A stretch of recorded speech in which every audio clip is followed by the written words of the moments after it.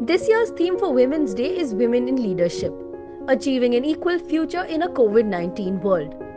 What does that mean? It means prioritizing equal opportunity in all sectors: political, business, arts, development, social upliftment, etc. Women have faced the brunt of the COVID-19 pandemic and the unplanned lockdown imposed by the incompetent Modi government. Over 6.7 million women lost their jobs during this period. Domestic violence between March 25th and May 31st, 2020 was the highest in 10 years.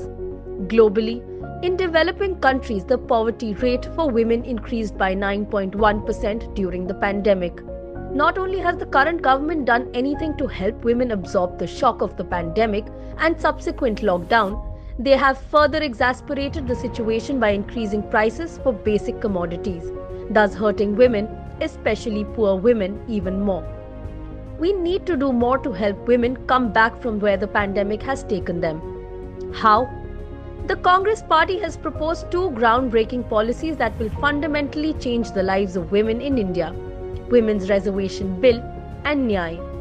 We need more women in leadership and policy-making roles. This is where the Women's Reservation Bill comes in.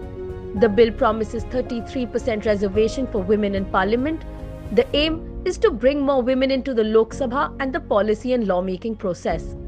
The bill will also ensure that political parties give more space to women in their systems. This is a significant bill because at the end of the day, women make better laws for women. Unfortunately, the BJP government continues to block this bill in Parliament and refuses to give an adequate reason why. How else do we do more for women?